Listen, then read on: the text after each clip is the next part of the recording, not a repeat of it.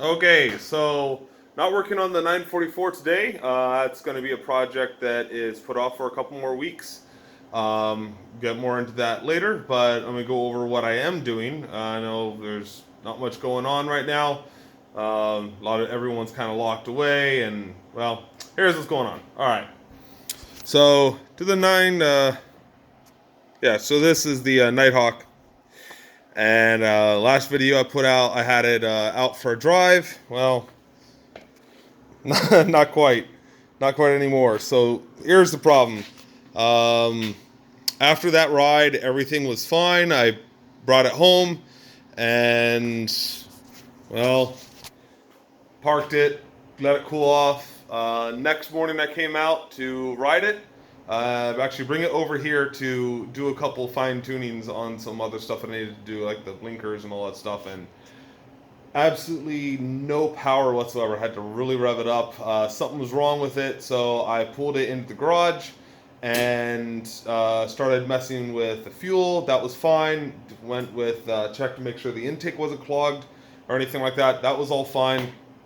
Air filter, all that typical stuff, spark, all that was fine. There was one spark plug that was a little loose and a little wet with gas, but I tightened that up and it didn't fix it. So got the compression tester out, and oh boy, I'm in trouble.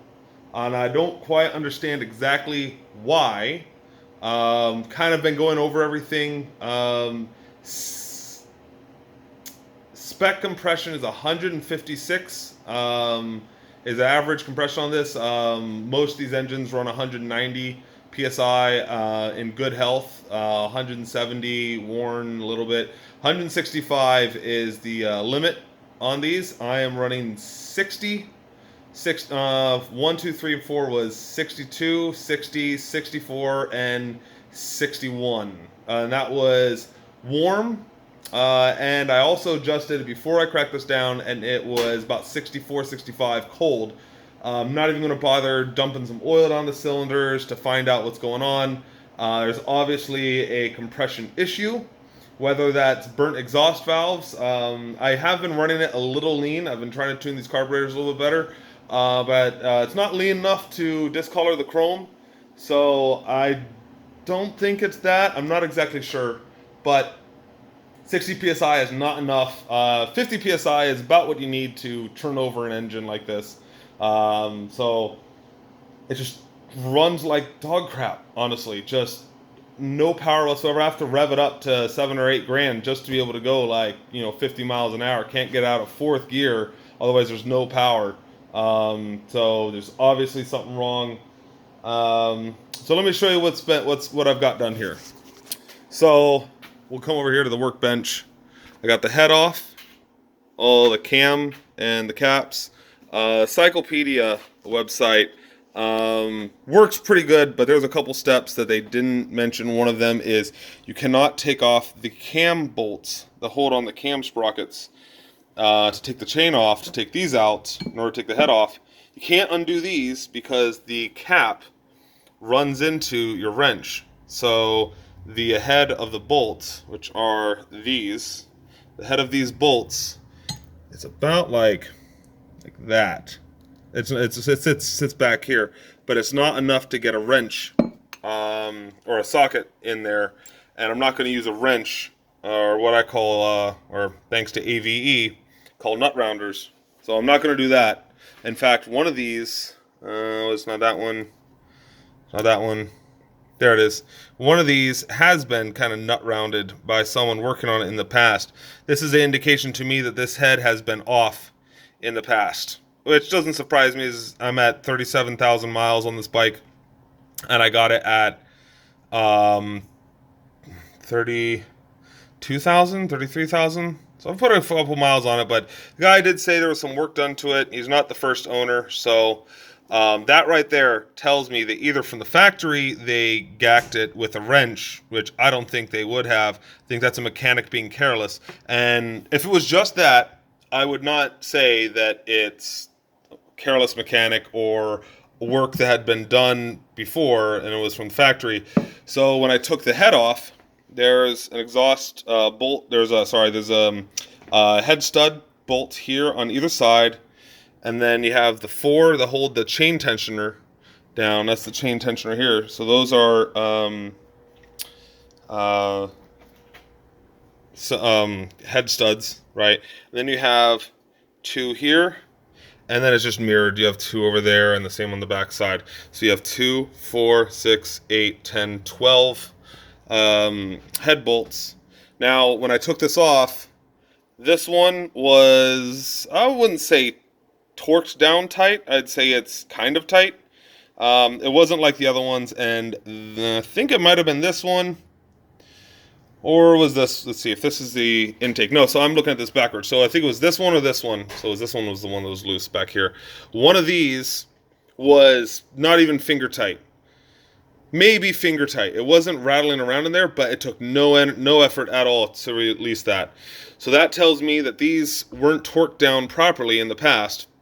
I do know there was some exhaust, the valve cover was off before, because there's a lot of RTV gasket maker, which is typical. If there's a leak or something, they'll replace that, or to check timing or something like that. You got to take the head off, you got to take the valve cover off. But there's a lot of indications to me that there's been more work than just pulling the valve cover off. I think this head has been off before by a mechanic in the past, because there was a couple loose head stud bolts. The ones that were holding down the chain tensioner were spec on, and the ones on this side were pretty good. But there's also one more problem. So I would consider myself lucky. I think I might just go to Vegas right as soon as this is quarantine's over, because on these caps, I think it's this one. Nope. Is it this one? Yep. Look. See if I can get to focus. Look at, oh, no, come on. There you go. Look at that bolt. It is a stink bug away from snapping off. So when I back these off, they're torqued in there really good. These cam caps are torqued down really nice and tight. You kind of scares you when you bust them loose. So this one just about completely snapped off. We'll get a better focus on it. There you go. Perfect. So I bet you anything, I just move it like that. Yep, there you go. See, it just barely held on by anything. That's exactly how I took it out. There's no way that was torqued down like that. So this leads me to believe that this is a possibility. I wouldn't say for sure that this was because the head was off before, but it is sheared, and it came out. So if this had broke off inside the head, that would have just been, I don't even know. See, if this is the intake side, or rotated that way. So that's this cap right here. So that would have involved pulling these out, which you can do, but those threads are way down in there, and that thing snapped off like almost in those threads. So getting that to be extracted would have been an enormous pain in the ass. I've never come across something where it came out like that, so it's the first one for me, but maybe it's happened to some people before. So there's always been a oil leak, very small little weeping on, I guess, as I'm looking at this backwards, on this side, but that's not what the problem was. So I haven't actually ruled out what the problem is. I ordered for the 944 project for rebuilding this AHU. I've just been putting it off to get a proper bore gauge, calipers, straight edge, feeler gauges. I have some feeler gauges. I had some of those tools. They were never very good. They were really old and kind of cheap, like beyond Harbor Freight Chinese crap. And I used those for like lawnmower stuff, but this is a little more involved, and I'm going to need some really good tools to do this. So I went ahead and ordered those. We'll see the quality of those when they come in. But I'm looking at these cylinder bores. There's a couple scratches here, but I don't really have fingernails much. I bite them off. Actually, I pick them off, but I cannot feel those. I cannot catch those with my fingernail. Those, I think, are the two worst ones. The rest of these are pretty good. Don't see anything inherently wrong, but it could be that this block is warped. It could be egged, it could be warped, it could be tapered. I I have a feeling that it's not tapered because your compression, usually when you have really low compression, it's when the piston is at the top, making the most compression, right? So all that is going by. So if it's tapered or like an egg in the middle, usually don't see as much of that loss. Now I'm not a guru mechanic and all that stuff, so maybe I'm wrong, but that's how I understand a lot of these things. That if you have pretty decent compression enough to fire an engine, then it's usually not at the lip. Or it's usually at the lip. It's usually tapered out like this, not tapered in like that. Well, I'm terrible at explaining things, but I think you get the idea. Um, the only other thing I'm thinking besides having a warped block is that the head gasket was leaking. Head gasket is actually in pretty decent shape. I don't see any burning coming out of the between the cylinders. It's just oil. Like, it actually looks like it's in pretty good shape.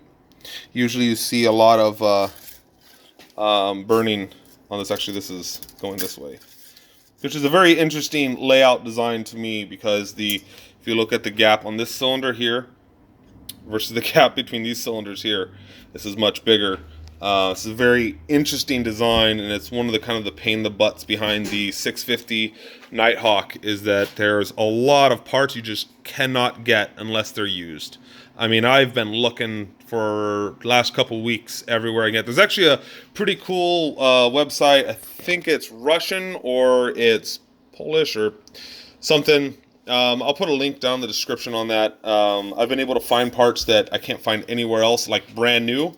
They may be aftermarket, but they look like they're brand stinking new. So I'm not going to hold my breath. I think I'm going to have to get some used parts. Like, I'm not sure I can even use a regular bolt for this. I think these are torqued. I don't think these are torqued to yield, because the installation is just you torque them down, you reuse them. Encyclopedia doesn't say anything. If I'm wrong, I will make an edit into this. I'll check on that.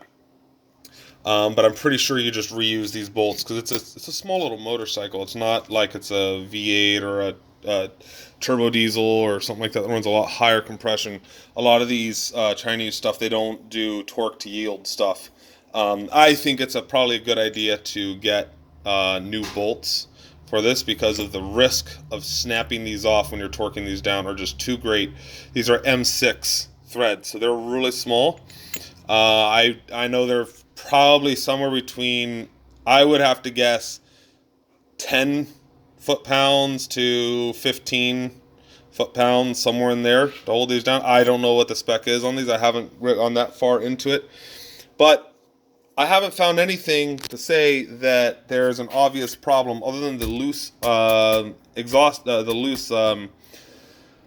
stud bolts. So I don't know. We'll find out after I get my tools this next week. They're coming in. I have two that'll be here. Most of them will be here Monday, and this is Sunday, by the way.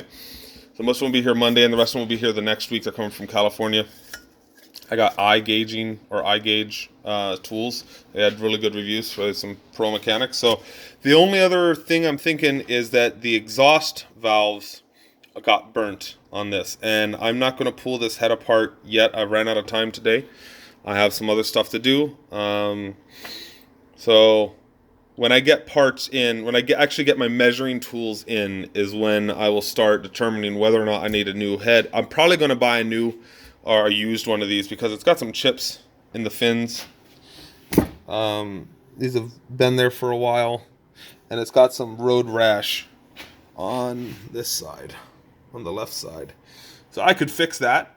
But there's a couple of these floating around eBay in good shape for like 40 to 50 bucks, and I think that's probably what I'm going to do.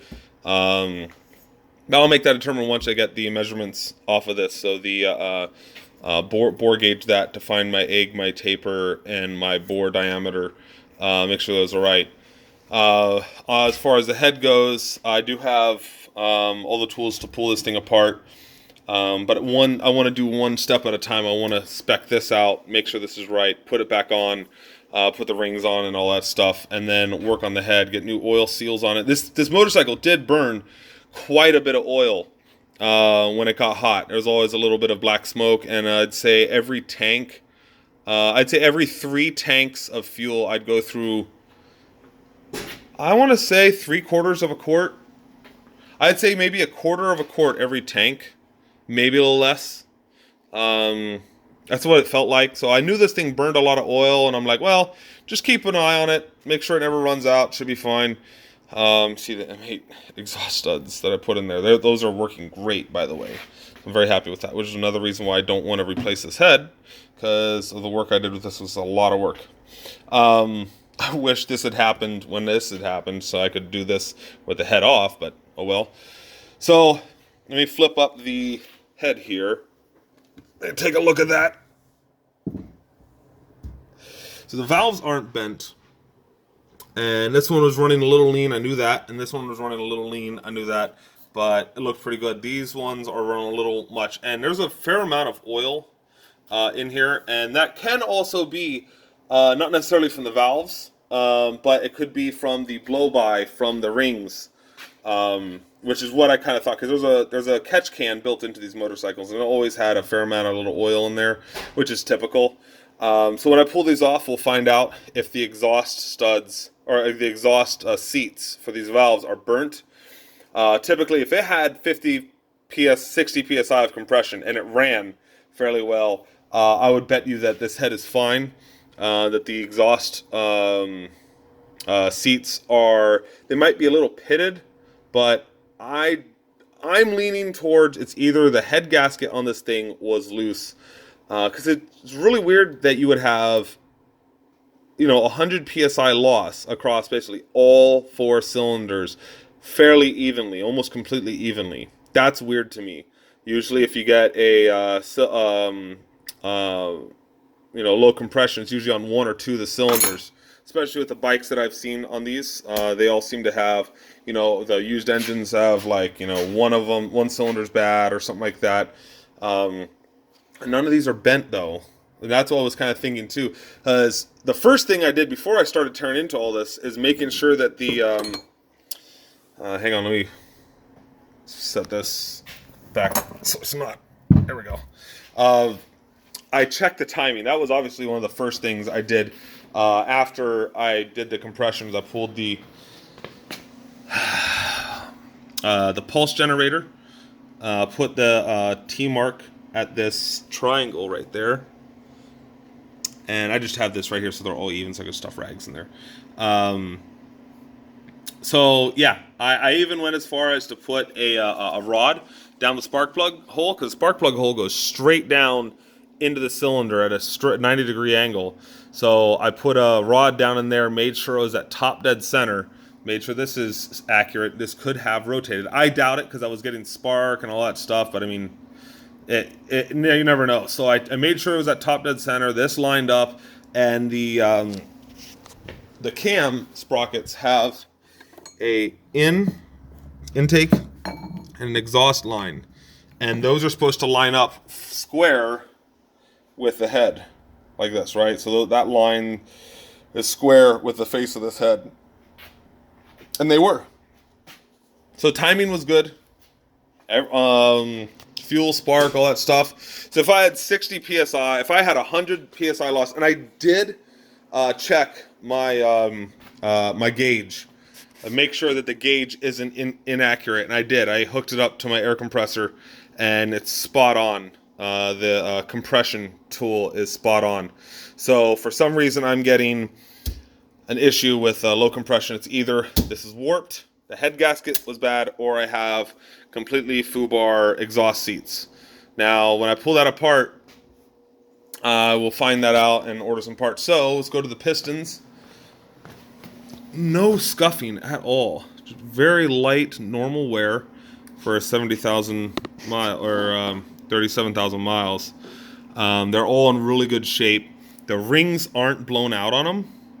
but that doesn't mean anything. I have had like go-karts and cars and all the things that I've worked on in the past. When I pull them apart, one of them, the rings were completely seized and like coked up with burnt oil and stuff, but these are all freely open, and they're not chipped. I don't see any chips or like gouges or anything in to suggest that these are critically damaged. So this also, happened the previous night or whatever when I rode it. It ran and it parked fine, and then when I started it up, it ran like dog crap. And I think I did actually take it out for a drive to see if it would just clear up foolishly enough. So I think I put like 20 miles on it like that. So it didn't get a lot of abuse. I want to say I put on less, but I think realistically I put on 20, maybe 30 miles with it running very poorly like that. So, and I ran through an enormous amount of fuel when I did that. I went through 3.5 gallons, or the 3 gallons that were in the tank that I filled it back up with. I went through 40 miles, which usually I get, 95 to 105 the way I drive it. So there's definitely something going on here because I had to run it so hard to get it going. But I mean, the cams look good. There's some, wearing, some scarring here, but nothing. This one's pretty bad. But some emery cloth can take all that stuff down. Now these are, oilless journals, just right on the aluminum. So that's fairly typical with this. Kind of just like the AHU, just runs a oilless journal with the cam. Maybe it does run an oil journal in there, but I don't think it does.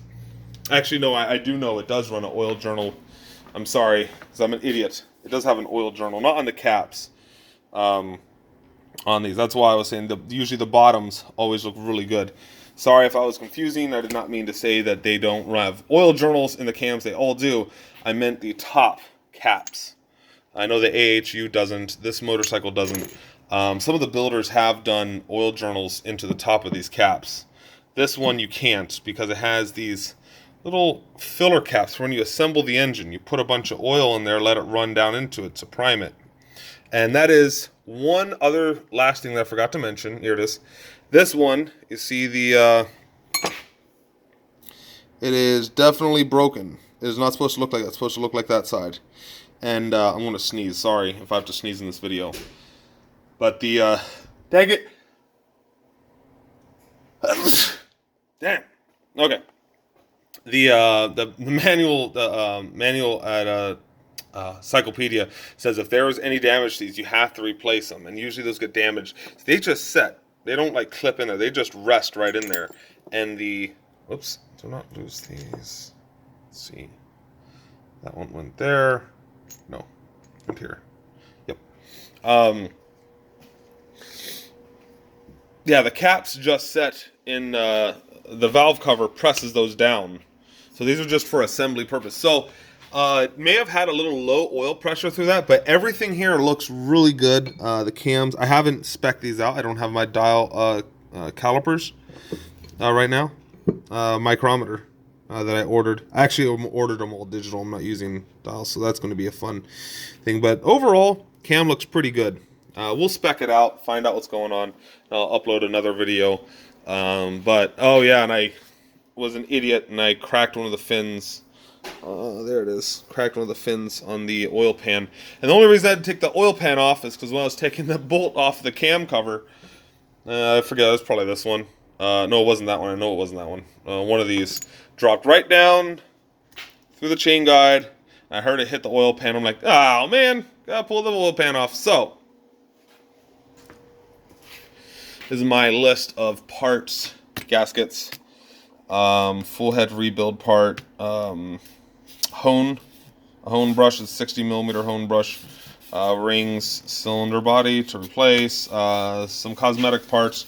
I want to do the valve cover like I did the exhaust with these M8 bolts. Those are pretty sweet. So I'm going to do those. So they're a little cosmetic, but let's see. Cam cap bolts, and the one that sheared off I got lucky on. the oil pump hose, the oil pan has crack on the fin, and cam caps and some. So I know I can get the cam caps. I found those on eBay, brand new old stock. So if I was this is back in the 90s or the 80s when parts were still available for this, I would be tempted to upgrade the size of these valves, get some bigger valves and do some head work and grind those down and put some bigger valves on this thing so it flows better. I'm probably not going to do any head work on this other than just a general cleaning because it's in really good shape. And honestly, the flow on these things are pretty nice. It's already been, the castings are really nice on these things. So we'll see when I pull it apart. I might just take the sander bit for my die grinder and just kind of clean them up a little bit. Kind of just not really a port, just a basic polish. So we'll see what happens. I think that the biggest problem, I don't know what the problem is. That'll be for another video. So it'll probably be a couple weeks. It'll be another week to get the rest of the tools in. And once I spec all these parts out, I will get the rest of what I need to put this thing back together. I'm not going to throw that cylinder body, that block, back on here if it's warped. That's my best guess, is that I just run it really hard, and when it cooled down, it warped because it cooled down too quickly when it was too hot. One other thought I have is that I'm not getting enough oil flow, but everything else here tells me that I am getting enough oil flow. The only reason I would say that is that oil is the only coolant in this engine. So it has an oil cooler up front that cools everything. So we'll see what happens. Keep you updated. But just sad to see that one day it was running, the next day it's not. Oh boy. All right. Anyways, catch you guys later. Peace out.